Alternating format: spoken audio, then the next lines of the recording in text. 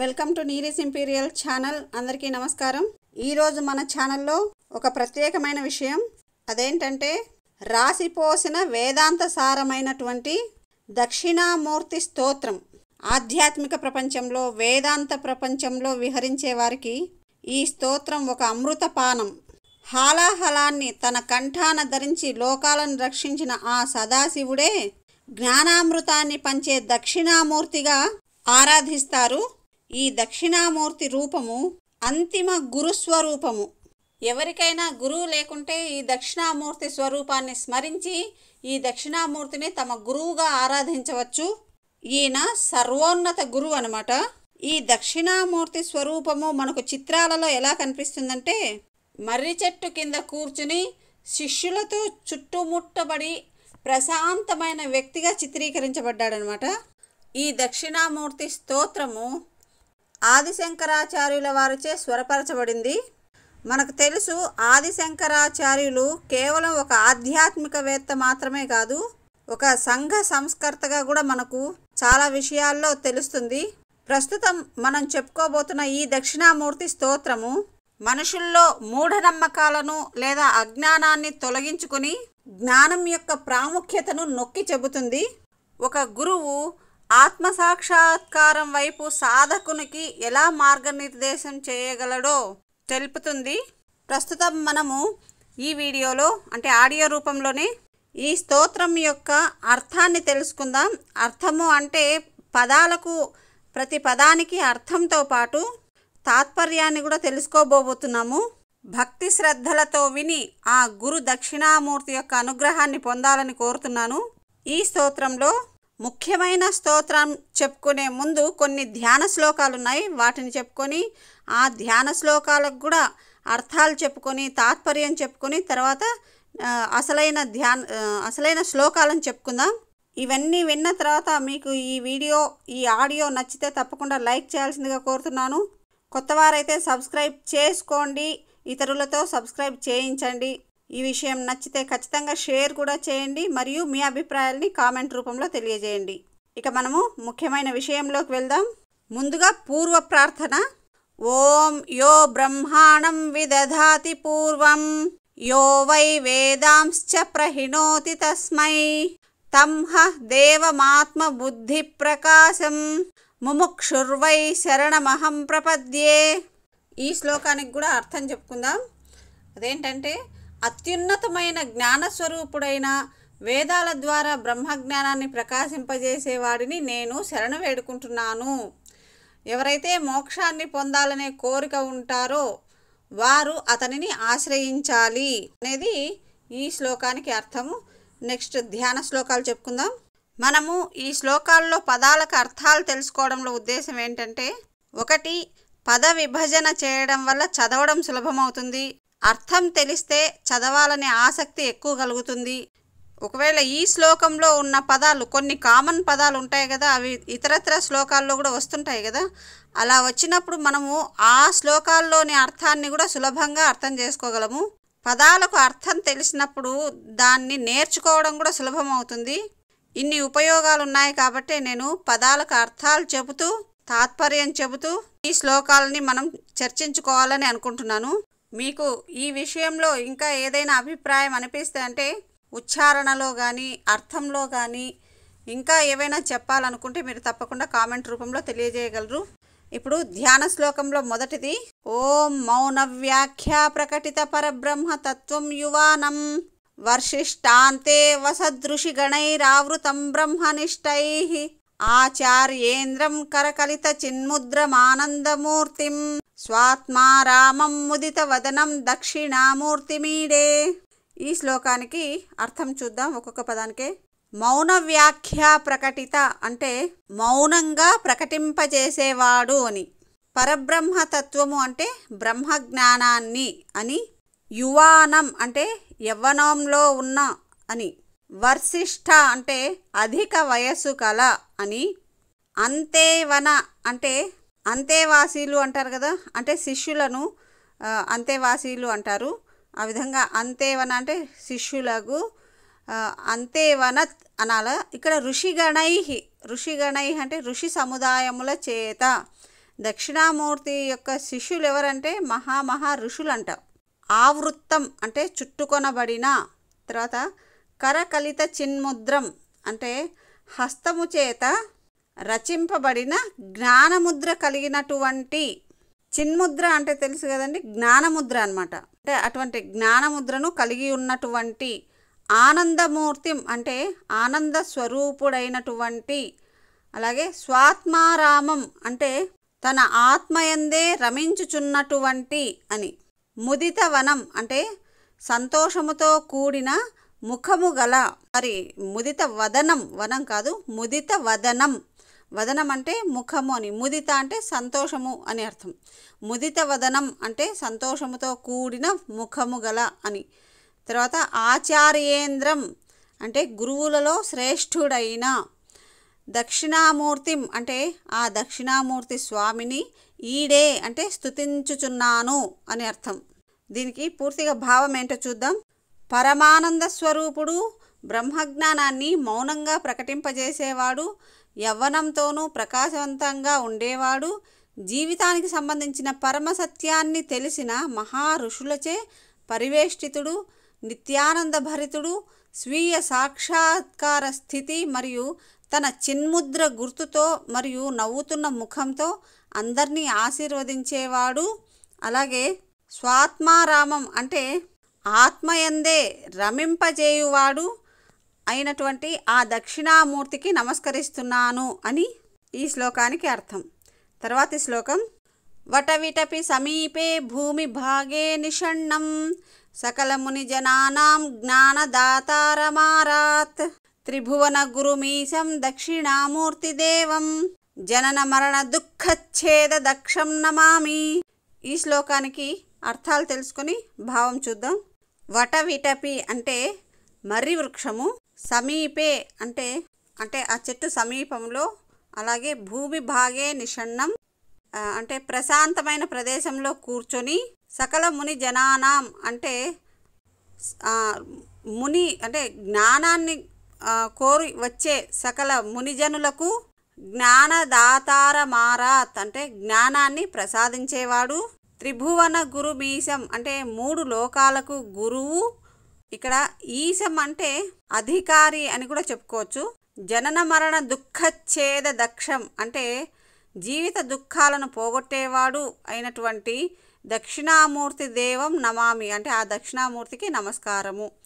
ఇక్కడ మనము తాత్పర్యం చూద్దాం. వటవృక్షం కింద నదీ తీరంలో ప్రశాంతమైన ప్రదేశంలో కూర్చొని తన చుట్టూ ఉన్న ఋషులకు జ్ఞానాన్ని ప్రసాదించేవాడు, 3 లోకాలకు గురువు, జీవితంలోని దుఃఖాలను పోగొట్టేవాడు అయిన ఆ దక్షిణామూర్తికి నమస్కారము అని. తర్వాత చిత్రం వటతరోర్మూలే వృద్ధాః శిష్యా గురుర్యువా గురోస్తు మౌనం వ్యాఖ్యానం శిష్యాస్తుచ్ఛిన్న సంశయాః. చిత్రం అంటే ఎంత చిత్రమో కదా అంటున్నారు. ఏంటి చూద్దాం. వటతరోర్మూలే అంటే మర్రి చెట్టు మూలము వద్ద అంటే మర్రి చెట్టు కింద వృద్ధా శిష్య వృద్ధులైన శిష్యులు కూర్చున్నారట. గురుర్యువా గురుస్థానమందున్న యువకులు అని అర్థం. గురోస్తు మౌనం వ్యాఖ్యానం. గురోస్తు అంటే గురో అస్తు మౌనం అంటే గురువుగారు మౌనంగా ఉన్నారట, ఏమీ వ్యాఖ్యానం చేయడం లేదట. కానీ శిష్యాస్తు చిన్న సంశయాః. శిష్యాస్తు అంటే శిష్యులకు సంశయము లేనివారై ఉన్నారట, అంటే ప్రశ్నించకుండా వారు తృప్తిగా ఉన్నారట. సంపూర్ణంగా భావం ఏంటో చూద్దాం. ఒక మర్రి చెట్టు కింద ఒక యువ గురువు, అతని ముందు వృద్ధ శిష్యులు కూర్చుని ఉన్నారట. ఇది ఒక అందమైన చిత్రమట. ఆ చిత్రంలో గురువు తన మౌనం ద్వారా జ్ఞానాన్ని శిష్యులకు అందిస్తున్నాడట. ఆ శిష్యుల సందేహాలను నివృత్తి చేస్తున్నాడట. వృద్ధ శిష్యులు యువ గురువులు ఉండడమే ఒక విచిత్రమైతే, మౌనం ద్వారా జ్ఞానాన్ని అందిస్తూ శిష్యుల సందేహాలు నివృత్తి చేయడం అనేది మరింత చిత్రం కదా అన్నట్లుగా చెప్తున్నారు.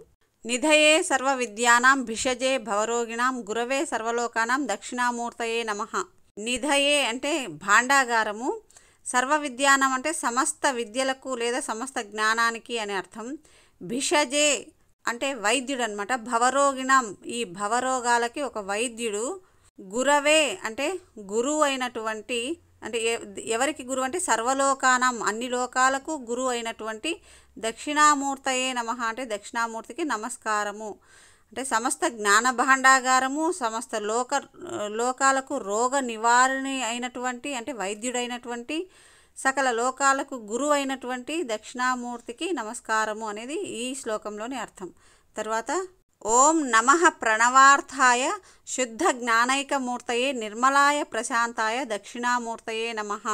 ప్రణవార్థాయ అంటే శబ్దస్వరూపుడు, శుద్ధ జ్ఞానైకమూర్తయే అంటే స్వచ్ఛమైన జ్ఞానస్వరూపుడు, నిర్మలాయ అంటే పవిత్రుడు, ప్రశాంతాయ అంటే ఎప్పుడు ప్రశాంతంగా శాంతియుతంగా ఉండేటటువంటి దక్షిణామూర్తికి నమస్కారము అనేది ఈ శ్లోకంలోని అర్థం. అంటే ఓంకారం అనే విశ్వశబ్దస్వరూపుడు, స్వచ్ఛమైన జ్ఞానస్వరూపుడు, పవిత్రుడు, శాంతియుతుడు అయిన దక్షిణామూర్తికి నమస్కారము అని. తర్వాత శ్లోకం చిద్ఘనాయ మహేశాయ వటమూల నివాసినే సచ్చిదానంద రూపాయ దక్షిణామూర్తయే నమః అంటే మర్రి చెట్టు కింద కూర్చొని శుద్ధ చైతన్య స్వరూపుడైన ఆ మహాప్రభువు అయిన దక్షిణామూర్తికి నమస్కారము అని.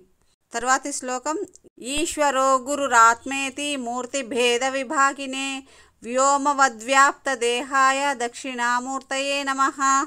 దక్షిణామూర్తి స్వరూపం అనేది పరమేశ్వరుడి యొక్క వివిధ రూపాలలో ఒకటి కదా.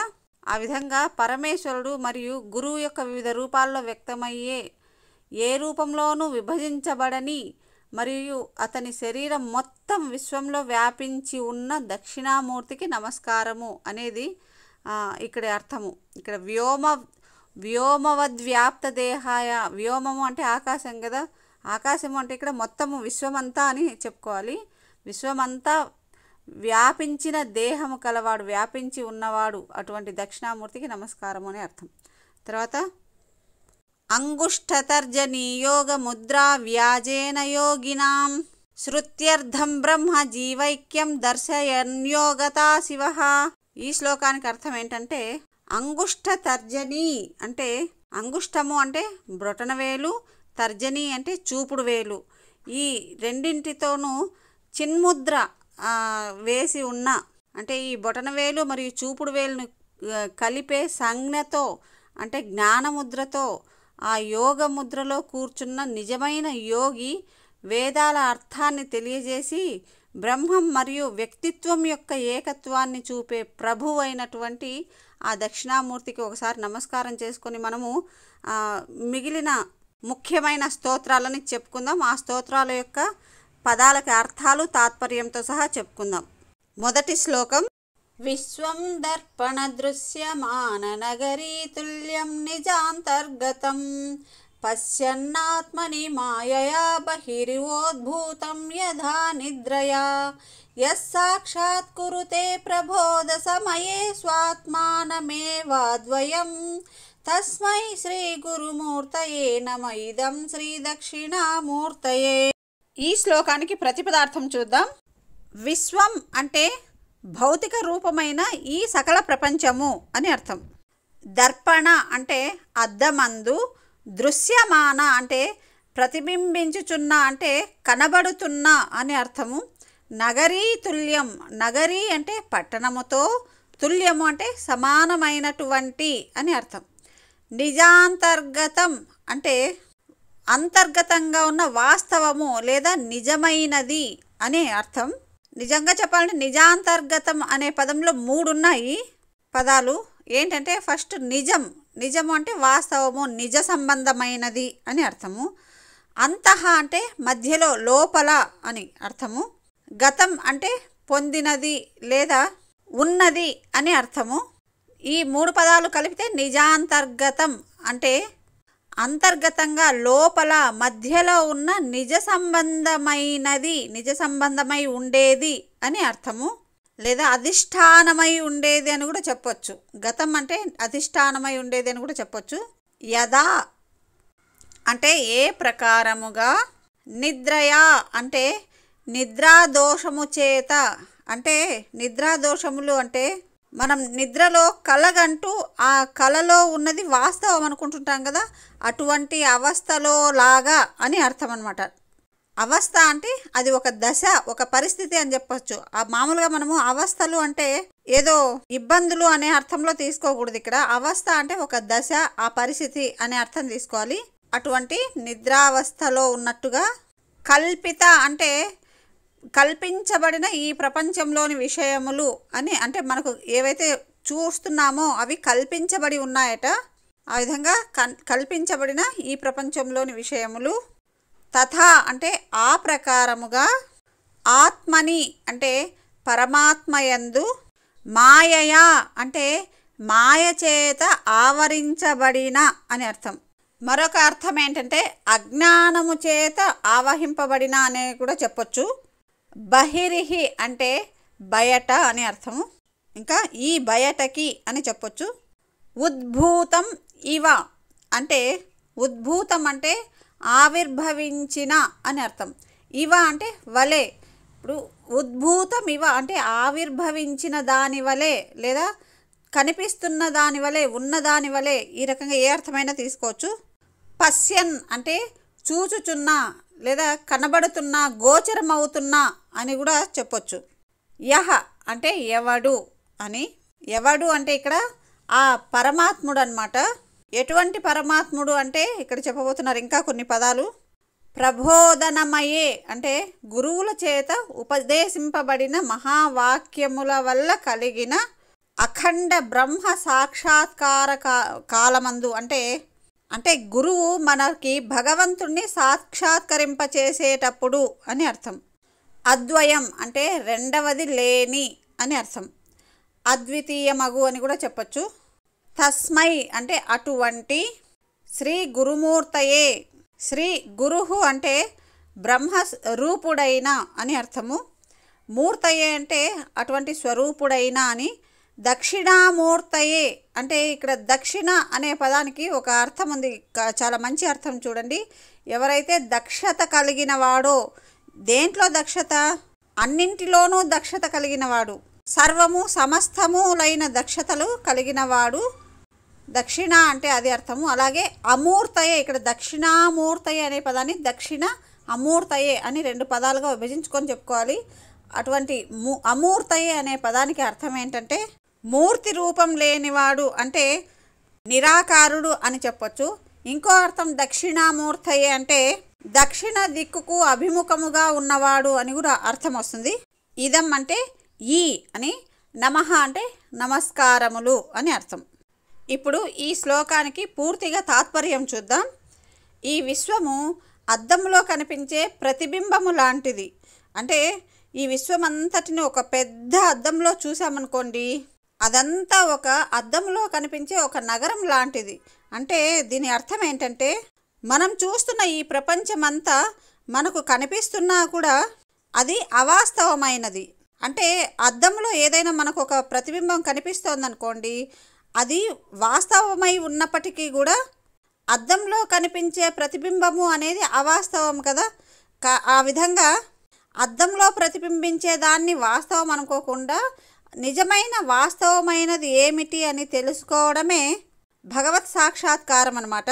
ఏ విధంగా అయితే మనం అద్దంలో కనిపిస్తున్న వాటిని మార్చలేము, వాటిని ముట్టుకోలేము, స్పృశించలేము, వాటిని మనకు కావలసిన విధంగా మార్చుకోలేము, అదేవిధంగా మనకు కనిపిస్తున్న బయటికి కనిపిస్తున్న ఈ ప్రపంచమంతా కూడా భగవంతుని చేత కల్పించబడిన ఈ ప్రపంచమంతా కూడా అద్దంలో కనిపిస్తున్న ప్రతిబింబం వంటిదే. అదంతా కూడా భగవంతుని కల్పన. మనము కేవలం ఆ కల్పించిన భగవంతుడిని మాత్రమే ధ్యానించాలి కానీ ఈ ప్రపంచాన్ని మనము స్పృశించలేము, మార్చలేము. ఎందుకంటే ఇది నిర్గుణ నిరాకారుడైన పరబ్రహ్మము చేత కల్పించబడినది అనే విషయాన్ని మనము తెలుసుకోవాలి. అదే నిజమైనది. ఆ నిజమే బ్రహ్మము. ఆ బ్రహ్మమునకు రెండవది లేదు. ఆ విధంగా మనం తెలుసుకోవడమే జ్ఞానము. దాన్నే మోక్షమని కూడా అనుకోవచ్చు. అంటే అటువంటి జ్ఞాన స్థితిని పొందగలిగితే దాన్నే మోక్షమని కూడా అంటారు. ఏ విధంగా అయితే నిద్రలో మనం ఒక కల కంటామో, ఆ నిద్రలో జరుగుతున్న దాన్ని వాస్తవము అనుకుంటామో, కానీ నిద్ర నుంచి మేల్కొన్నాక నిజమైన సత్యాన్ని గ్రహిస్తాము కదా. అదేవిధంగా ఈ విశ్వమంతా మనకు బయటికి కనిపిస్తున్న దానికంటే భిన్నంగా ఉంటుందన్నమాట. మరి మనకు బయటికి కనిపిస్తున్న దానికి అంతర్గతంగా ఏమి ఉన్నది అని తెలుసుకోవాలంటే మనము ఆధ్యాత్మికతను ఆశ్రయించాలి. ఆధ్యాత్మికత అనే మేలుకొలుపుతో మనము సత్యాన్ని తెలుసుకుంటాము. మరి మనకు ఈ సత్యాన్ని బోధించే అంటే ఈ తత్వాన్ని బోధించేటటువంటి ఆ గురువైన శ్రీ దక్షిణామూర్తి యొక్క దివ్య స్వరూపానికి నా నమస్కారములు అనేది ఈ పద్యంలోని తాత్పర్యము, ఈ శ్లోకంలోని భావము. అంటే ఓవరాల్గా చెప్పాలంటే ఈ శ్లోకం యొక్క ఒక వాక్యంలోని సత్యం ఏమిటంటే మనకు బయటకు కనిపిస్తున్న ఈ ప్రపంచాన్ని నడిపించే శక్తి ఏదైతే ఉందో అది అంతర్గతంగా ఉన్న శక్తి. ఆ శక్తినే సత్యము అంటారు, పరమాత్మ అంటారు. ఈ ప్రపంచమంతటా ఆవరించి ఉన్న ఆ సత్యాన్ని, ఆ పరమాత్మను గురించి తెలుసుకోవడమే అద్వైతం అన్నమాట. అద్వైతము అనేది కూడా ఒక సిద్ధాంతము. అటువంటి సిద్ధాంతాన్ని లోకానికి చాటి చెప్పే గురువు అయిన దక్షిణామూర్తికి నమస్కారములు అనేది ఈ శ్లోకంలోని తాత్పర్యం. తర్వాత రెండవ శ్లోకానికి వెళ్దాం. బీజస్యాంతరివాంకురో జగదితం ప్రాగ్నిర్వికల్పం పునః మాయా కల్పిత దేశకాల కలనా వైచిత్ర్య చిత్రీకృతం మాయావీవ విజృంభయత్యపి మహాయోగి వయః స్వేచ్ఛయా తస్మై శ్రీ గురుమూర్తయే నమః ఇదం శ్రీ దక్షిణామూర్తయే. ఈ శ్లోకంలో ఒక్కొక్క పదానికి అర్థం చూద్దాం. ఇదం అంటే ఈ అంటే ఇక్కడ ఈ అంటే ఏంటంటే మనకు కనిపిస్తున్న ఈ ప్రపంచమంతా అని అర్థం. ప్రాక్ అంటే సృష్టి కంటే పూర్వమందు అని అర్థం. అంటే ప్రాక్ అంటే పూర్వము అంటారు కదా, ప్రాగ్ దిశ అంటుంటారు చూడండి, పూర్వ దిశ. దాన్ని తూర్పు దిశను పూర్వ దిశ అని కూడా అంటారు, ఎందుకంటే అది ముందు ఉంటుంది కాబట్టి దాన్ని పూర్వము అని అంటారు. ఇక్కడ కూడా ప్రాక్ అంటే పూర్వము అని అర్థం. నిర్వికల్పం అంటే ఆకారము లేనిదైన లేదా పరమాత్మ స్వరూపముగా అని అర్థము. ఆసీత్ అంటే ఉండెను అని. బీజస్య అంటే విత్తనం యొక్క, అంతః అంటే లోపల, అంకుర ఇవ అంటే మొక్క వలె అని. అంటే అంకురము అంటే తెలుసు కదా, విత్తనం నుంచి మొలకెత్తిన ఆకులు అన్నమాట. పునః అంటే తిరిగి అని. మాయా అంటే ఈశ్వరుణ్ణి ఆశ్రయించిన మాయ చేత, అంటే ఇక్కడ మాయా అంటే మాయ చేత అనే చెప్పాలి. ఈ మాయ ఎవరి చేత ఆవరించబడింది అంటే ఈశ్వరుని చేత అనమాట. అంటే ఈశ్వరుని ఆశ్రయించిన మాయ చేత అని అర్థం. కల్పిత అంటే కల్పించబడిన. దేశ అంటే దేశము. కాల అంటే కాలము. కలన అంటే వాటి చేత అని అర్థం. అంటే దేశ కాలముల చేత. వైచిత్ర్య చిత్రీకృతం అంటే వైచిత్ర్య అంటే విచిత్ర రూపములతో, అంటే నానా రూపములతో. చిత్రీకృతం అంటే తయారు చేయబడినది అని. మాయావీ ఇవ, మాయావీవ అనే పదం అనమాట. అంటే ఈ పదాన్ని మాయావీవ అనేదాన్ని మాయావి ఇవ అంటే మాయావి అంటే ఇంద్రజాలకుడు, ఇవ అంటే వలె. ఈ పరమాత్మ ఎలాగంటే లోక ప్రసిద్ధమైన ఇంద్రజాలికుని వలె అంట. మహాయోగివ అంటే గొప్ప యోగి వలె. స్వేచ్ఛయా అంటే తన సంకల్ప మాత్రము చేత. స్వేచ్ఛగా అంటే తనకు ఇష్టం వచ్చిన విధంగా అని. తన సంకల్పము అంటే ఇక్కడ తనకు నచ్చిన విధంగా అని చెప్పుకోవచ్చు. ఆ విధంగా స్వేచ్ఛయ అంటే తన సంకల్ప మాత్రము చేతనే. యహ అంటే ఏ పరమేశ్వరుడు. ఇదం అంటే ఈ అని చెప్పుకున్నాం కదా, ఇక్కడ ఈ అంటే ఏంటంటే ఈ జగత్తును. విజృంభయతి అంటే సృష్టిస్తున్నాడో.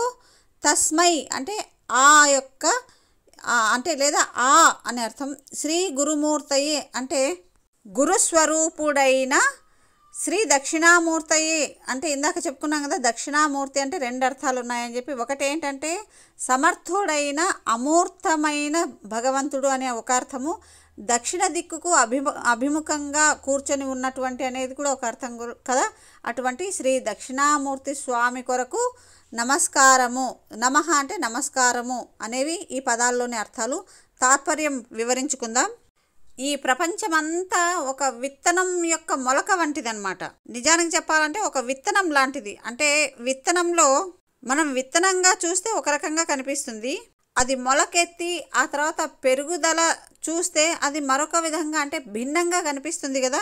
ముందు విత్తనము, తర్వాత మొలక, చిన్న మొక్క, ఆ తర్వాత పెద్ద చెట్టు, ఆ తర్వాత మహావృక్షము, ఇలా వివిధ దశల్లో ఉంటుంది కదా. ఆ విధంగా భగవంతుడు కూడా ఈ సృష్టిని వివిధ రూపాల్లో తయారు చేశాడంట. ఈ ప్రపంచమంతా ఒక్కో సమయంలో ఒక్కో ప్రాంతంలో విభిన్నమైన అంశాలతో ఒక విచిత్రమైన పద్ధతుల్లో కనిపిస్తూ ఉంటుందట. ఇంత విభిన్నంగా కనిపిస్తున్న ఈ విశ్వాన్ని ఎవరు తయారు చేయగలరు? మహా ఇంద్రజాలకుడు, మహాయోగి అయినటువంటి, అంటే ఈ విశ్వాన్నంతటిని తనకు నచ్చిన విధంగా స్వేచ్ఛగా ఆవిర్భవించేటటువంటి, అంటే సృష్టించగల సమర్థత కలిగినటువంటి, తన మాయతో ఆడుకుంటున్నట్టుగా సంకల్పం చేసేటటువంటి ఆ మహాశక్తి, ఆ పరమాత్మను గురించి మనకు చెప్పేటటువంటి ఆ గురువైన దక్షిణామూర్తి యొక్క దివ్య స్వరూపానికి నా నమస్కారములు అనేది ఈ శ్లోకంలోని అర్థం. యస్యైవ స్ఫురణం సదాత్మకమసత్కల్పార్థకం భాసతే సాక్షాత్తత్వమసీతి వేదవచసా యో బోధయత్యాశ్రితాన్ యత్ సాక్షాత్కరణాద్ భవేన్న పునరావృత్తిర్భవాంభోనిధౌ తస్మై శ్రీ గురుమూర్తయే నమ ఇదం శ్రీ దక్షిణామూర్తయే. ఇది శ్లోకము. ఈ శ్లోకంలోని ఒక్కొక్క పదానికి అర్థం చూద్దాం. యస్య అంటే ఏ పరమాత్మ యొక్క, సదాత్మకం అంటే సద్రూపమైన, స్ఫురణం అంటే చైతన్య స్వరూపము, అసత్కల్పార్థకం అంటే అసత్కల్పాహ అంటే అసత్కల్పములు అంటే కల్పించబడి కూడా మనకు కనిపించనివి, అంటే పంచభూతాలు ఉన్నాయనుకోండి, అవి మనకు కనిపించవు కదా, అవి కనిపించకుండా భగవంతునికి సహాయం చేస్తుంటాయి కదా, అటువంటి పదార్థములను అని చెప్పాలి. గమ్ అంటే పొందినది, భాసతే అంటే ప్రకాశించుచున్నది, యహ్ అంటే గురురూపమైన పరమేశ్వరుడు అని, ఆశ్రితాన్ అంటే ఆశ్రయించిన వారిని, అంటే గురువుని, పరమేశ్వరుణ్ణి సమీపానికి వచ్చి ఆశ్రయించిన శిష్యులను అని చెప్పవచ్చు. తత్వమసీతి వేద వచస, ఇందులో తత్ త్వం అంటే ఇక్కడ తత్ అంటే అది నీవే, అసి అంటే అయి ఉన్నావు అని అర్థము. ఇక్కడ తత్వమసి అంటే ఆ బ్రహ్మవు నీవే, మరొకటి కాదు, వేరే కాదు అని అర్థం. తత్వమసీతి వేదవచస అంటే, వేదవచస అంటే ఇక్కడ ఇందాక తత్వమసి అంటే అని చెప్పుకున్నాం కదా, ఆ బ్రహ్మము నీవే అనేటువంటి వేదవచస అంటే మహావాక్యముల చేత అని.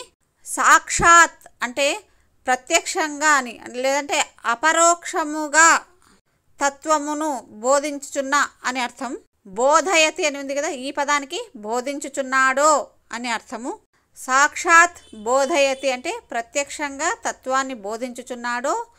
యత్ సాక్షాత్కరణాత్ అంటే ఏదైతే సాక్షాత్కారాన్ని కలిగింపచేస్తుందో.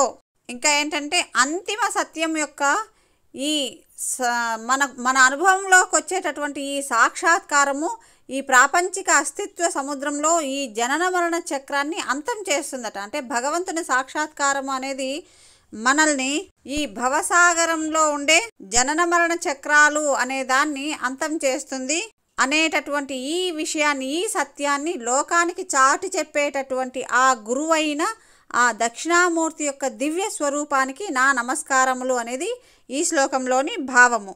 అంటే ఎవరైతే దక్షిణామూర్తిని ఆశ్రయిస్తారో, ఇక్కడ చెప్పినారు కదా, తనను ఆశ్రయించిన వారికి సత్యాన్ని సాక్షాత్కారాన్ని కలిగిస్తారు అని చెప్పినాం కదా. ఆ విధంగా సత్యమును తెలియజేసి సాక్షాత్కారాన్ని కలిగించేది ఎవరు అంటే ఆ పరమాత్ముడు. ఆ పరమాత్మ స్వరూపమే ఆ దక్షిణామూర్తి. అటువంటి దక్షిణామూర్తి దివ్య స్వరూపానికి నా నమస్కారములు అని అర్థము. తర్వాతి శ్లోకం చూద్దాం. నానాఛిద్ర ఘటోదర స్థిత మహాదీప ప్రభాభాస్వరం జ్ఞానం యస్య తు చక్షురాదికరణద్వారా బహిస్పందతే జానామీతి తమేవ భాంతమనుభాత్యేతత్ సమస్తం జగత్ తస్మై శ్రీ గురుమూర్తయే నమ ఇదం శ్రీ దక్షిణామూర్తయే. ఇది శ్లోకము. ఈ శ్లోకంలోని ఒక్కొక్క పదానికి అర్థం చూసి తర్వాత తాత్పర్యం చూద్దాం. ఎక్కడైనా పదాలు మిస్ అయి ఉంటే మీరు తెలుసుకోవాలనుకుంటే కామెంట్ బాక్స్లో తెలియజేస్తే నేను తప్పకుండా తెలియజేస్తాను. ఈ శ్లోకంలో మొదటి పాదంలో నానా ఛిద్ర ఘటోదర స్థిత మహాదీప ప్రభాభాస్వరంలో నానా ఛిద్ర అంటే అనేక రంధ్రములతో కూడిన అని అర్థం. ఛిద్రములు అంటే ఛిద్రమైనవి అంటుంటారు కదా, అంటే రంధ్రాలు పడిపోయినాయి అని అర్థము.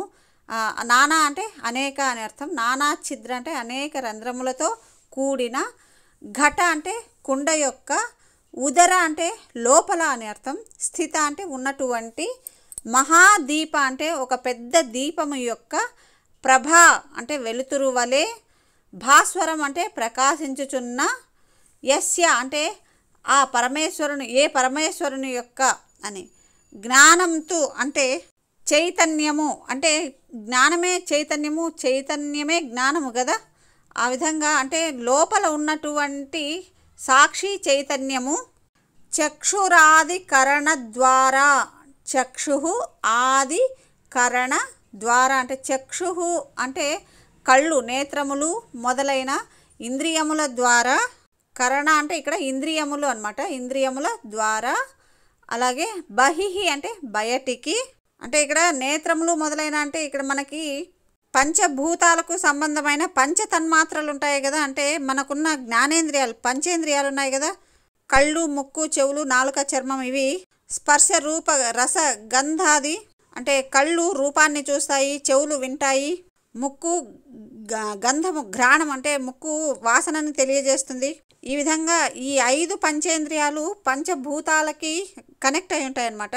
ఆ విధంగా పంచేంద్రియాలకు కనెక్ట్ అయి ఉన్న పంచభూతాలకు కనెక్ట్ అయి ఉన్న ఇంద్రియముల ద్వారా బహిహి అంటే బయటికి, స్పందతే స్పందతే అంటే స్పందిస్తారో అంటే ఇక్కడ స్పందించడము అంటే ఏంటంటే మనకు ఆ విషయం తెలుస్తానే మళ్ళీ ఆ ఇంద్రియముల ద్వారానే ఆ విషయాన్ని బయటికి తెలియజేస్తాం కదా. అంటే ఇప్పుడు మనం ఏదైనా ఒకటి విన్నామనుకోండి, శబ్దము ద్వారా వింటాము, మళ్ళీ బయటికి చెప్పాలంటే శబ్దం ద్వారానే తెలియజేస్తాం కదా, ఆ విధంగా స్పందించడం అన్నమాట. స్పందతే అంటే స్పందిస్తుంది అని అర్థం. జానామీతి అంటే దీనిని నేను తెలుసుకున్నాను అని అర్థం. జానామి అంటే తెలుసు అని లేదా తెలుసుకుంటున్నాను అని, కానీ ఇతి అంటే దీనిని అర్థం అన్నమాట. భాంతం అంటే ప్రకాశింపచేయుచున్న లేదా ప్రకాశించుచున్న అని అర్థం. తమేవ అంటే ఆ సాక్షి చైతన్యము అనే దానినే, ఆ సాక్షి చైతన్యమునే, అను అంటే అనుసరించి, ఏతత్ అంటే ఈ యొక్క అని, సమస్తం అంటే సమస్తమైన, జగత్ అంటే ప్రపంచము, భాతి అంటే ప్రకాశిస్తున్నది, తస్మై అంటే ఆ అని అర్థము, శ్రీ గురుమూర్తయే అంటే శ్రీ గురుమూర్తి అయిన శ్రీ దక్షిణామూర్తయే నమః అంటే ఆ దక్షిణామూర్తి కొరకు, ఇదం నమః అంటే ఇదం అంటే ఈ నమస్కారములు, ఇప్పుడు నేను చేయుచున్న ఈ నమస్కారములు ఆ దక్షిణామూర్తి కొరకు అని అర్థము. తాత్పర్యం చూద్దాం. అనేక రంధ్రాలు ఉన్న కుండలో ఉంచిన పెద్ద దీపం నుంచి కాంతి వెలువడినట్లుగా అతని దివ్య జ్ఞానము మన కళ్ళ నుండి, అంటే కళ్ళు మాత్రమే కాదు కళ్ళు మొదలైన ఇంద్రియాల నుండి బయటకు వస్తుందన్నమాట. అతని తేజస్సు ద్వారానే విశ్వంలోని ప్రతిదీ ప్రకాశిస్తుంది మరియు వ్యక్తమవుతుంది. ఈ సత్యాన్ని లోకానికి చాటి చెప్పే ఆ గురువైన శ్రీ దక్షిణామూర్తి యొక్క దివ్య స్వరూపానికి నా నమస్కారములు అనేది ఈ శ్లోకానికి అర్థము. ఇందులో మనము కొంచెం వ్యవహారికంగా చెప్పుకుంటే, మన దేహము నవరంధ్రాలతో కూడి ఉంటుంది కదా, వాటినే అనేక రంధ్రాలు ఉన్న ఈ శరీరాన్ని కుండలాగా చెప్తున్నారనమాట.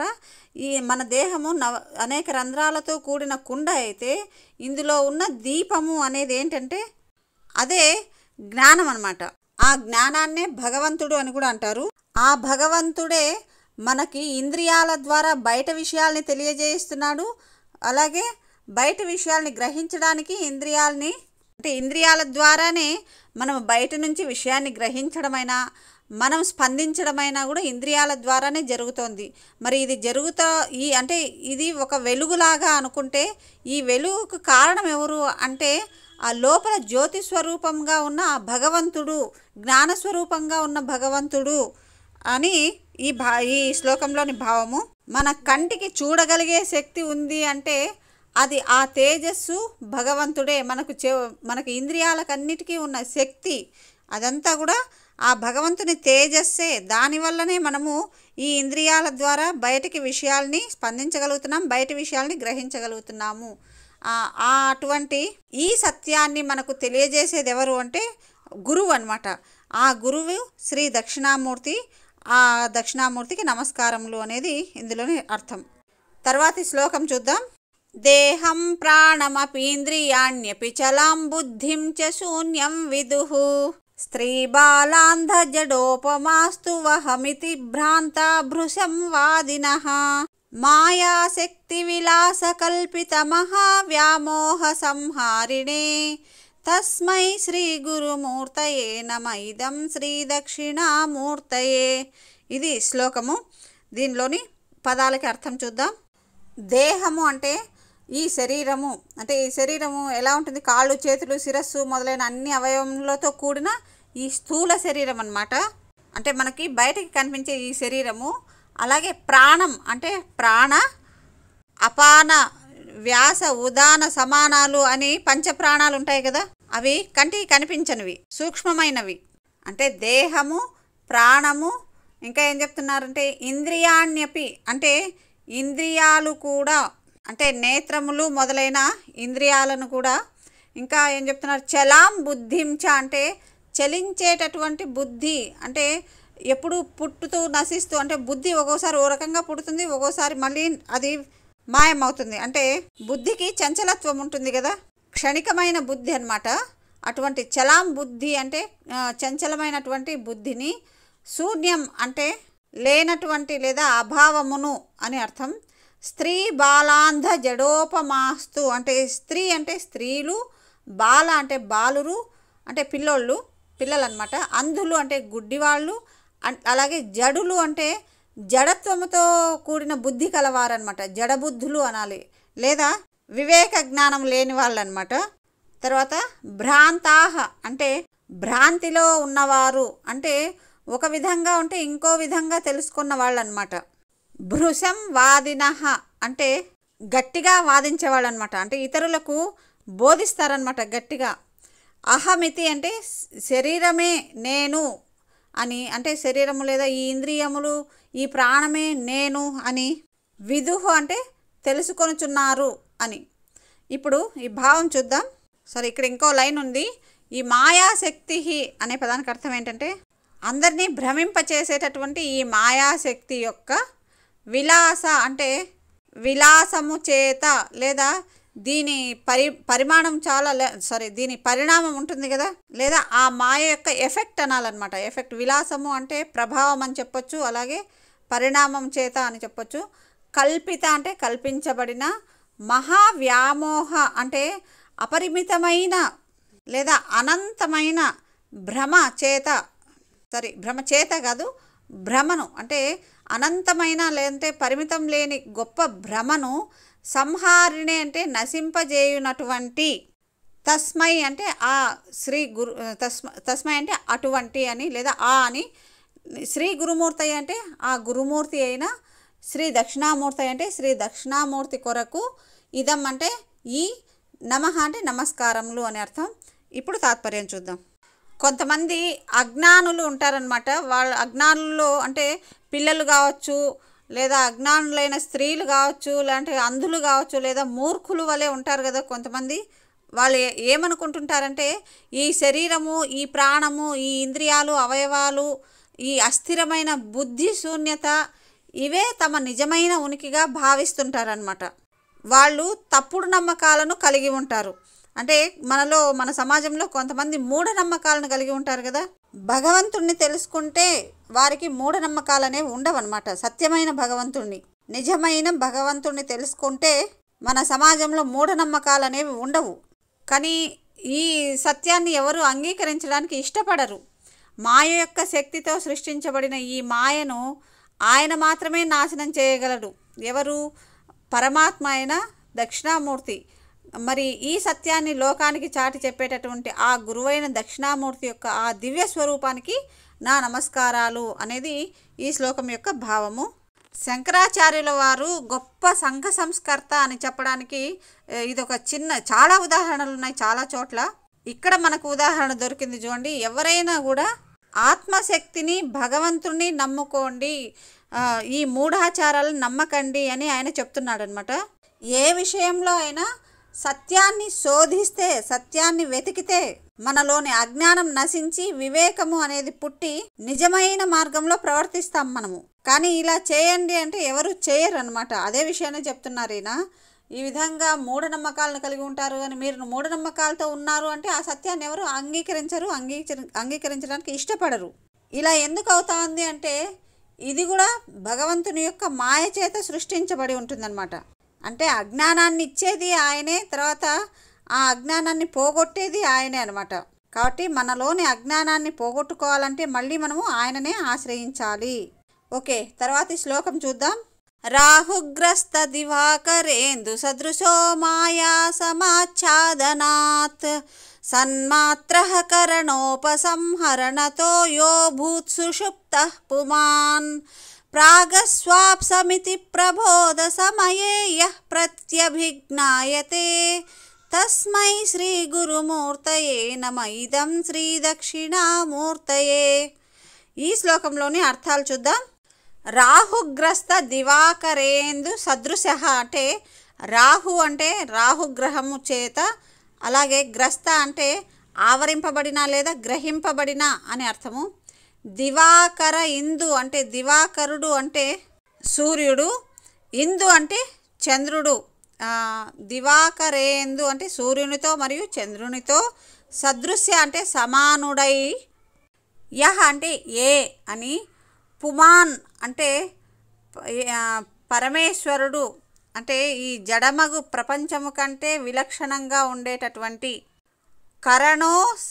కరణోపసంహరణత అంటే కరణాలు అంటే ఇందాక చెప్పుకున్నాం కదా ఇంద్రియములు అని, కరణ ఉపసంహరణత అంటే ఉపసంహరించడం వల్ల, అంటే ఈ కరణాలు అంటే ఇంద్రియాలు అని చెప్పుకున్నాము. ఈ ఇంద్రియాలను ఉపసంహరించడం అంటే పని చేయకుండా ఆగిపోవడం అన్నమాట. ఆ విధంగా ఉపసంహరణత అంటే ఇంద్రియాలను పని చేయకుండా చేసినందువలన లేదా ఆగినందువలన, సన్మాత్రః అంటే సచ్చిదానంద రూపుడుగా ఉన్నటువంటి, సచ్చిదానంద రూపుడిగా ఉండి అని అర్థము. సుషుప్తః అంటే సుషుప్త అనేది ఒక అవస్థ అన్నమాట. ఇప్పుడు మనిషి నిద్ర ఏదో అవస్థలు ఉంటాయి కదా, స్వప్న, జాగ్రత్త, సుషుప్త అవస్థలు. ముఖ్యంగా ఇవే 3 అవస్థలు. కానీ 4వ అవస్థ కూడా ఉంది అని చెప్పి మనము లలితా సహస్రనామాలు చెప్పుకునేటప్పుడు చెప్పుకున్నాం. ఆ 4వది తురీయ అవస్థ అంటారు అని. సరే, ఇప్పుడు అది అవసరం లేదు. ఇక్కడ సుషుప్త అవస్థ గురించి చెప్తున్నారు అనమాట. సుషుప్త అంటే సుషుప్త అవస్థను పొందినవాడు, అభూత్ అంటే ఆయను. అలాగే మాయా సమాచ్ఛాదనాత్ అంటే మాయతో సమానమైనటువంటి అజ్ఞానము అనే దాని చేత, సమాచ్ఛాదనాత్ అంటే ఆవరించబడడం వలన. ఇక్కడ ఇంకో విషయం ఏం చెప్తున్నా అంటే మాయ కంటే ముందు అజ్ఞానం ఉంటుందంట. అంటే అజ్ఞానం చేత మాయలో పడతామట. అంటే భగవంతుడి మాయ చేత అజ్ఞానం ఉంటుందా, అజ్ఞానం చేత మాయలో పడతామా అనే విషయాన్ని మనం పెద్దలను అడిగి తెలుసుకోవాలి. బట్ ఇక్కడ ఏంటంటే మాయ యొక్క అనాది అయినది అజ్ఞానమట. యహ అంటే సుషుప్తి సమయమందు, అలాగే ప్రబోధ సమయే అంటే మెలకువ వచ్చిన సమయమందు, ప్రత్యభిజ్ఞాయతే అంటే ప్రత్యభిజ్ఞను పొందుచున్నాడో అంటే తెలుసుకుంటున్నాడో అని. ఎట్లంటే ప్రాగస్వాప్సమితి అంటే ఇంకా నేను స్వప్నంలో ఉన్నాను అని తెలుసుకుంటున్నాడు అనమాట. అంటే నేను ముందు మేలుకున్న తర్వాత ఇంతకుముందు నేను సుఖంగా నిద్రలో ఉన్నాను, ఇప్పుడు నేను మేలుకున్నాను అని తెలుసుకుంటాడనమాట. ఆ విధంగా ప్రత్యభిజ్ఞను పొందుతున్నాడు. ప్రత్యభిజ్ఞను పొందడము అంటే ఒక రకమైన మేలుకొల్పును పొందుతున్నాడు అని అర్థం అనమాట. తస్మై అంటే అటువంటి ఆ యొక్క అని. శ్రీ గురుమూర్తయే అంటే గురుమూర్తి అయిన శ్రీ దక్షిణామూర్తయే ఇదం నమ అంటే ఆ దక్షిణామూర్తి కొరకు ఈ నమస్కారము అని. ఓకే, మొత్తంగా భావము తాత్పర్యం ఏంటో ఒకసారి తెలుసుకుందాం. ఆకాశంలో రాహువు అనే గ్రహము సూర్యచంద్రులను ఎలా గ్రహణం చేస్తాడో అంటే కప్పేస్తాడో తన శక్తి చేత, తన మాయ యొక్క శక్తి చేత ఏ విధంగా అయితే నిజమైన స్వభావాన్ని మాయ చేత కప్పేస్తాడో ఆ విధంగా అజ్ఞానము మాయ అనేది కూడా మనుషుల యొక్క నిజమైన స్వభావాన్ని కప్పివేస్తుందన్నమాట. మాయకు అజ్ఞానానికి ఈ శక్తి ఉంటుంది. నిజమైన స్వభావాన్ని తెలియనీయకుండా ఒక రాహు ఎలా అయితే సూర్యచంద్రులని కనిపించనీయకుండా చేస్తాడో ఆ విధంగా నిజమైన స్వభావాన్ని కనిపించనీయకుండా చేస్తుందన్నమాట ఈ అజ్ఞానం వల్ల, మాయ వల్ల. ఏ విధంగా అయితే గాఢ నిద్రలో అన్ని ఇంద్రియ అవయవాలు ఉపసంహరించబడతాయో అలా ఉపసంహరించబడినప్పుడు అవి శూన్యతకు దారి తీస్తాయి. అంటే మనం బాగా నిద్రపోతున్నప్పుడు మన పంచేంద్రియాలు ఏవి పనిచేయవు. అంటే మన నిద్ర అనేది ఈ ఇంద్రియాల యొక్క శక్తిని శూన్యం చేస్తాయి అన్నమాట. కానీ మళ్ళీ మనం మేల్కొన్న తర్వాత మళ్ళీ ఆ ఇంద్రియాలకు శక్తి వస్తుంది కదా. అదేవిధంగా ఆధ్యాత్మిక మేలుకొల్పు సమయంలో ఒక వ్యక్తి తన నిజమైన స్వభావాన్ని గ్రహించగలడు. అంటే మాయతో అజ్ఞానంతో ఉన్న వ్యక్తి అతనిలోని మాయ అజ్ఞానము తొలగిపోతే అతని యొక్క నిజమైన స్వభావాన్ని అతడు గ్రహించగలడు అనేది ఇక్కడ అర్థము. ఈ సత్యాన్ని లోకానికి చాటి చెప్పే ఆ గురువైన దక్షిణామూర్తి యొక్క ఆ దివ్య స్వరూపానికి నా నమస్కారాలు అనేది ఈ శ్లోకంలోని అంతరార్థము. నెక్స్ట్ మరొక శ్లోకం చూద్దాం. బాల్యాదిష్వపి జాగ్రదాదిషు తథా సర్వాస్వవస్థాస్వపి వ్యావృత్తాస్వనువర్తమానమహమిత్యంతః స్ఫురంతం సదా స్వాత్మానం ప్రకటీకరోతి భజతాం యో ముద్రయా భద్రయా తస్మై శ్రీ గురుమూర్తయే నమ ఇదం శ్రీ దక్షిణామూర్తయే. ఇది శ్లోకము. ఒక్కొక్క అర్థం చూద్దాం. బాల్యాదిషు అంటే బాల్యము మొదలైన అని, అంటే బాల్యము, కౌమారము, యవ్వనము, ముసలితనము మొదలైన స్వరూపాలు మొదలైన అవస్థలు ఉంటాయి కదా మనిషికి. అటువంటి అవస్థలు స్వరూపముగా ఉన్న తథా అంటే అట్లే జాగ్రదాదిష్వపి అంటే ఇక్కడ జాగృతము మొదలైన అవస్థలు అంటే ఇందాక చెప్పుకున్నామే స్వప్న, జాగ్రత్త, సుషుప్త అవస్థలు ఉంటాయి అని చెప్పి, దాంతోపాటు తురియ అనే అవస్థ కూడా ఉంటుందని చెప్పుకున్నాం కదా. అటువంటి జాగ్రత్త మొదలైన అవస్థలు, ఇంకా జనన మరణాలు మొదలైనవి కూడా అన్నమాట. సర్వాసు అంటే సమస్తమైన, అవస్థాసు అంటే దశలు లేదా ఇక్కడ అవస్థలు అంటే ఇక్కడ ఇంద్రియాల యొక్క పని కూడా చెప్పొచ్చు అనమాట. ఇంద్రియముల యొక్క కర్మను కూడా అవస్థ అని చెప్పొచ్చు. అంటే కళ్ళతో చూడడము, చెవులతో వినడము మొదలైన జ్ఞానాలను కూడా అవస్థలు అని అనొచ్చు. వ్యావృత్తాసు అంటే రకరకాల అవస్థల యందు, అనువర్తమానం అంటే అనుగతముగా ఉంటున్న లేదా పొంది ఉన్న అని చెప్పొచ్చు వ్యవహారికంగా అయితే. తర్వాత సదా అంటే ఎల్లప్పుడూ, అంతః అంటే లోపల, అహమితి అంటే అది నేనే అని, స్ఫురంతం అంటే భాషించుచున్న లేదా తెలియచున్న ఆ పరమాత్మను అని, యహ్ అంటే ఏ పరమేశ్వరుడు, స్వాత్మానం అంటే తన ఆత్మస్వరూపముగా లేదా సచ్చిదానంద స్వరూపముగా, భద్రయ అంటే మంగళస్వరూపమైన లేదా శుభస్వరూపమైన అని, ముద్రయ అంటే జ్ఞానముద్రతో, భజతాం అంటే భక్తులకు, ఎవరైతే భజిస్తుంటారో వారికి లేదా భక్తులకు, ప్రకటీకరోతి అంటే తెలియజేయుచున్నాడో లేదా గోచరింపజేయుచున్నాడో అని అర్థము, లేదా బోధిస్తున్నాడో అని కూడా చెప్పచ్చు. తస్మై అంటే ఆ, గురుమూర్తయే అంటే శ్రీ గురుమూర్తి రూపమైన శ్రీ దక్షిణామూర్తయే నమః ఇదం నమః అంటే ఆ దక్షిణామూర్తి స్వామి కొరకు ఈ నమస్కారములు అని. ఇప్పుడు తాత్పర్యం చూద్దాం. భగవంతుడు ఎలా ప్రకాశిస్తుంటాడు అంటే బాల్యము, యవ్వనము, వృద్ధాప్యము మొదలైన దశలలో కానీ, నిద్రాస్థితిలో కానీ, మరియు ఇంకా 3 స్థితులు అని చెప్పుకున్నాం కదా. అంటే ఇంకా జరా మరణాలు, ఈ విధంగా ఏవి తీసుకున్నా ఎలాంటి కఠినమైన పరిస్థితుల్లో అయినా కూడా ఆత్మ ఎల్లప్పుడూ పరిస్థితులు మరియు సమయంతో సంబంధం లేకుండా ప్రకాశిస్తూ ఉంటుందట. భగవంతుడు తనకు లొంగిపోయిన వారికి అంటే శరణు చొచ్చిన వారికి లేదా ఆశ్రయించిన వారికి తన శుభ సంజ్ఞ ద్వారా, శుభ సంజ్ఞ అంటే ఇక్కడ ఏం చెప్పినారంటే జ్ఞానముద్ర అనేదాన్ని శుభ సంజ్ఞ అంటే శుభ సంకేతంగా సూచిస్తున్నారనమాట. ఆ శుభ సంజ్ఞ ద్వారా స్వీయ స్వభావాన్ని వెల్లడి చేస్తారు. అంటే ఆత్మ సాక్షాత్కారాన్ని తెలియజేస్తాడనమాట భగవంతుడు. ఆత్మ సాక్షారం కలిగేలా చేస్తాడు. ఈ సత్యాన్ని లోకానికి చాటి చెప్పే ఆ గురువైన శ్రీ దక్షిణామూర్తికి ఈ నా యొక్క నమస్కారములు, ఆ దక్షిణామూర్తి యొక్క దివ్యమైన స్వరూపానికి నా నమస్కారములు అనేది ఈ శ్లోకంలోని భావము. తర్వాతి శ్లోకానికి వెళ్దాం. విశ్వం పశ్యతి కార్యకారణతయా స్వస్వామి సంబంధతః శిష్యాచార్యతయా తథైవ పితృపుత్రాద్యాత్మనా భేదతః స్వప్నే జాగృతి వాయ ఏష పురుషో మాయా పరిభ్రామితః తస్మై శ్రీ గురుమూర్తయే నమ ఇదం శ్రీ దక్షిణామూర్తయే. ఇది శ్లోకం. ఇందులోని భావము ముందుగా పదాలకి అర్థాలు చూద్దాం. యహ అంటే ఏ అని అర్థం. ఇక్కడ ఏ అంటే ఏ ఉపనిషత్తులందు ప్రసిద్ధమైన అని అర్థము. పురుష అంటే పరిపూర్ణమైన పరమాత్మ. ఈ ఉపనిషత్తులన్నీ పరమాత్మని పరిపూర్ణమైన వాడని చెప్తున్నారు కదా, అటువంటి ఈ ఉపనిషత్తుల యందు పరిపూర్ణమైన పరమాత్మ. మాయా పరిభ్రామిత అంటే మాయ తనకు ఉపాధిభూతముగా పరిణమించిన అని అర్థము, లేదా మాయాశక్తి చేత, అవిద్య చేత అని కూడా చెప్పుకోవచ్చు అనమాట. మాయ అంటే అది. పరిభ్రామిత అంటే భ్రమను పొందించబడిన వాడై అని.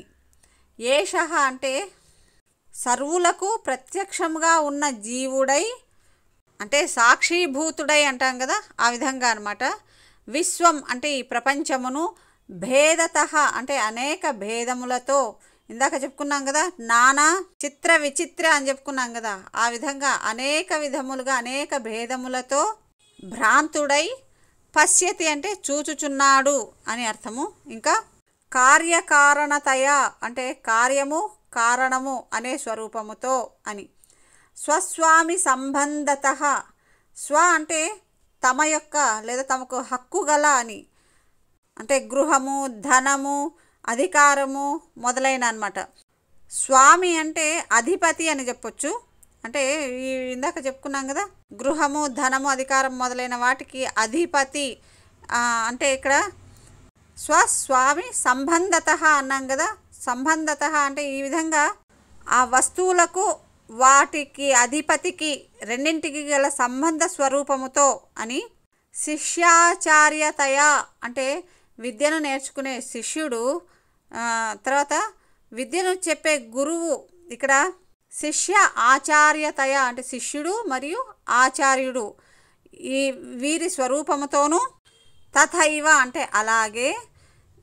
పితృపుత్రాద్యాత్మన అంటే పితృ అంటే తండ్రి తెలుసు, పుత్ర అంటే కుమారుడు తెలుసు, ఇంకా ఆత్మ అంటే తల్లి, పుత్ర, ఆధ్యాత్మన అంటే తల్లి అనే స్వరూపముతోనూ.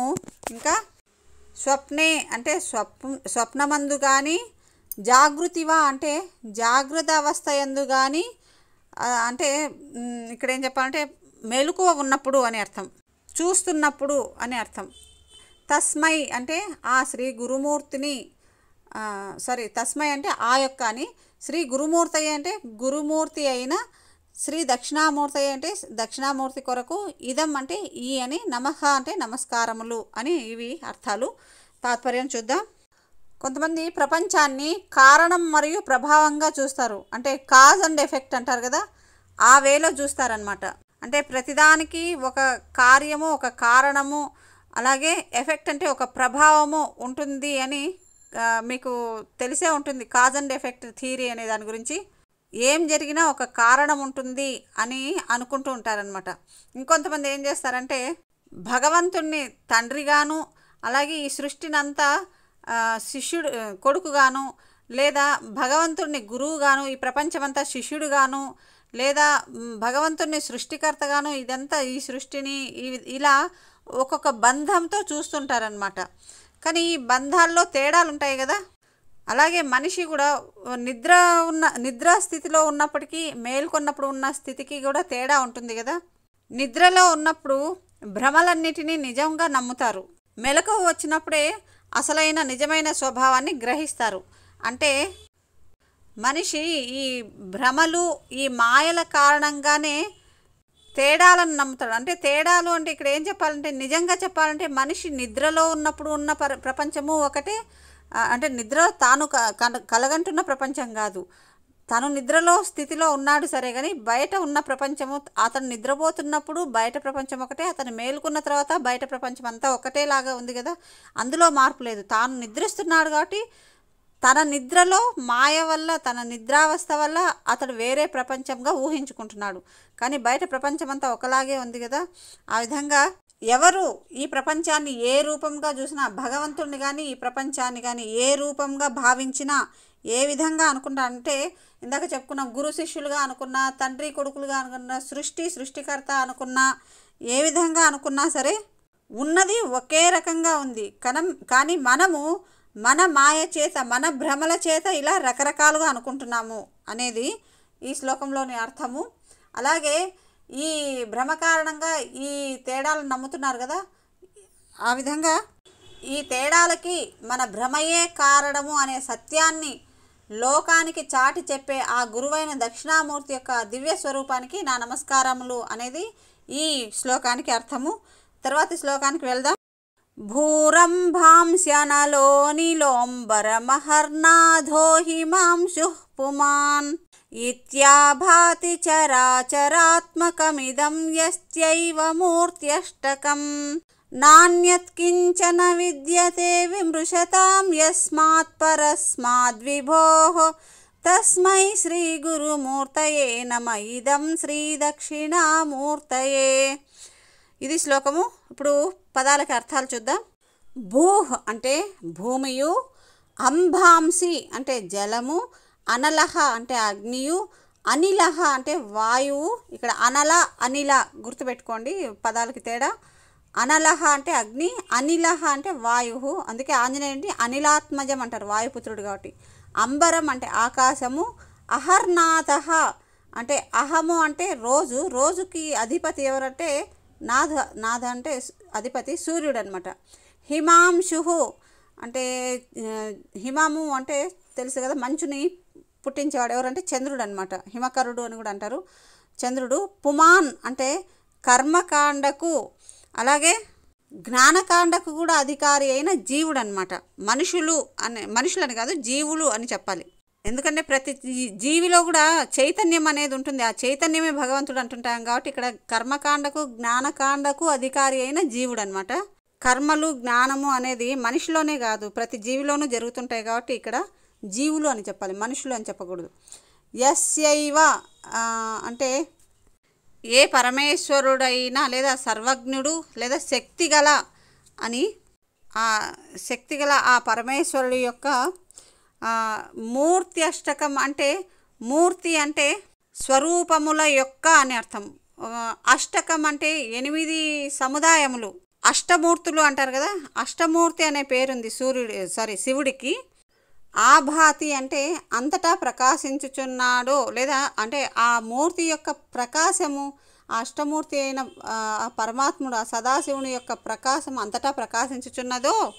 శ్రవణాది విచారణ చేయువారికి అంటే ఏం శ్రవణము అంటే ఈశ్వరానుగ్రహం వలన కలిగే తత్వ సాక్షాత్కారమే మోక్ష సాధనము అని వినడము మొదలైన విచారణములు చేయువారికి, పరస్మాత్ అంటే సర్వకారణమైన, విభోహ్ అంటే వివర్తమానమైన, యస్మాత్ అంటే ఏ పరమాత్మ కంటే, అన్యత్ అంటే వేరు అని, కించన అంటే కొంచెము కూడా అని, నా విద్యతే అంటే కాదో అని, తస్మై అంటే ఆ యొక్క, శ్రీ గురుమూర్తయే అంటే గురుమూర్తి అయినటువంటి శ్రీ దక్షిణామూర్తయే అంటే దక్షిణామూర్తి స్వామి కొరకు, ఇదం నమః అంటే ఈ నమస్కారము అని.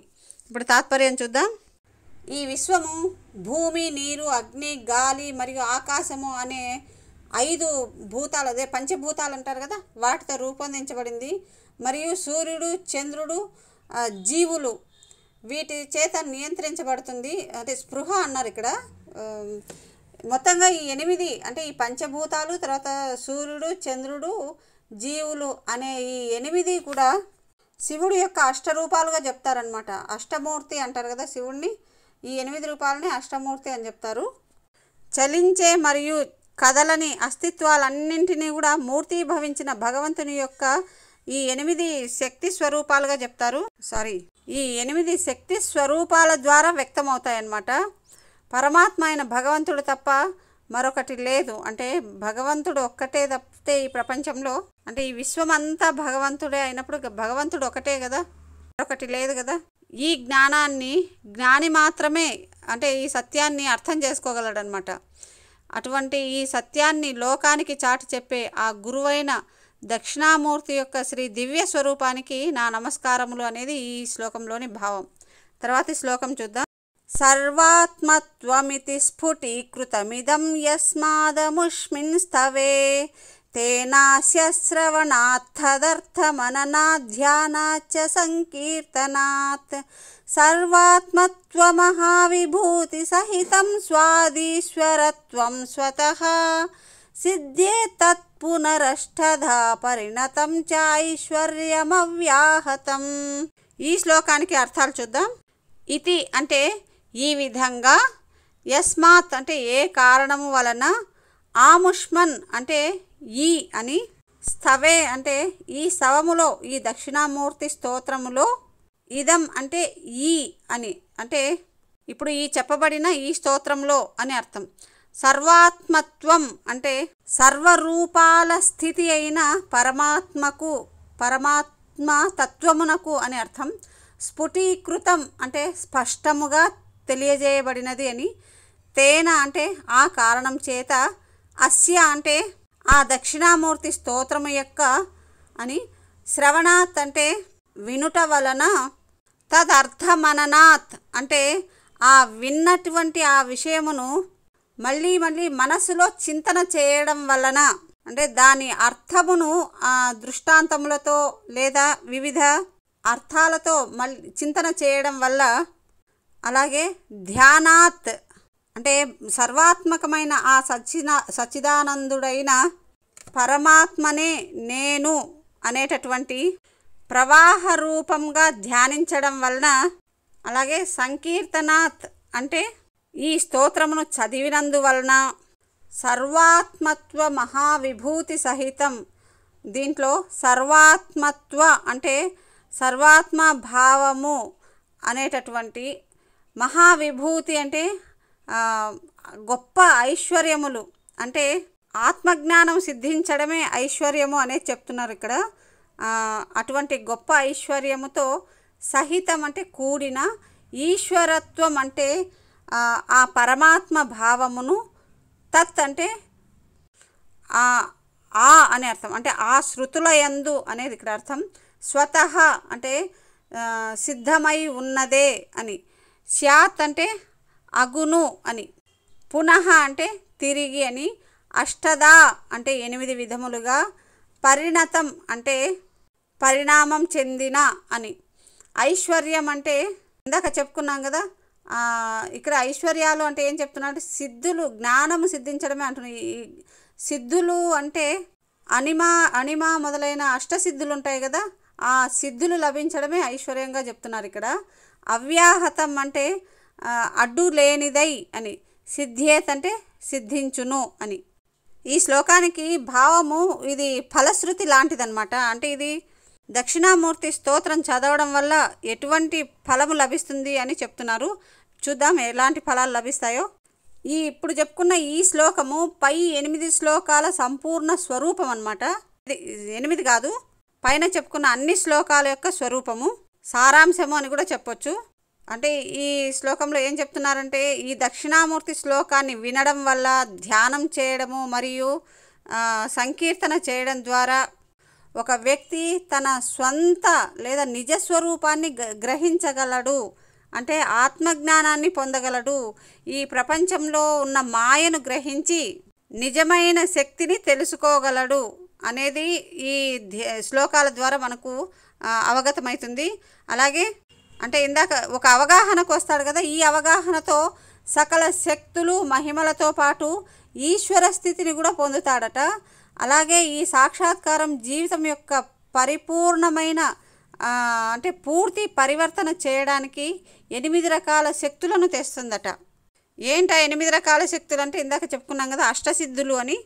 అణిమ, గరిమ, మహిమ ఇలాంటి ఏదో 8 ఉన్నాయి కదా పేర్లు, నాకు కొన్ని గుర్తు రావట్లేదు.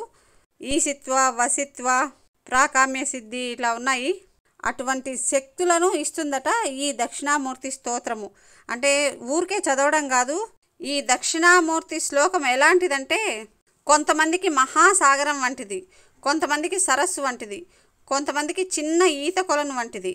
అంటే ఎవరు ఎంత ఎక్కువ జ్ఞానాన్ని సంపాదించాలనుకుంటే వారికి అంత విశాలంగా, అంత గంభీరంగా ఆత్మజ్ఞానాన్ని ప్రసాదిస్తుంది. అద్వైత సిద్ధాంతాన్ని నేర్చుకోవాలి, తెలుసుకోవాలి అనుకునే వారికి ఈ దక్షిణామూర్తి శ్లోకం అనేది ఒక నావ, అంటే ఒక ఆధారము. ఈ స్తోత్రము వేదాంతముల సారమని చెప్పొచ్చు. మోక్షమును, ఆనందమును పొందడానికి, అలాగే ఏది నిత్యము, ఏది అనిత్యము, మరియు ధర్మము, అర్థము, కామము అనే 3 పురుషార్థాల సాధనకు కావలసిన జ్ఞానాన్ని సాధించి పెట్టేది ఈ దక్షిణామూర్తి స్తోత్రము అని నా అభిప్రాయము. అటువంటి గొప్ప కలశ స్వరూపం అంటే అమృత కలశము లాంటి ఈ దక్షిణామూర్తి యొక్క స్తోత్రాన్ని అందరూ చదివి పరమానందమును పొంది ఆ దక్షిణామూర్తి యొక్క కృపా కటాక్షాలకు పాత్రులు కావాలని కోరుతూ మళ్ళీ మరొక మంచి శ్లోకంతో కలుద్దాం. Thank you. Have a nice day.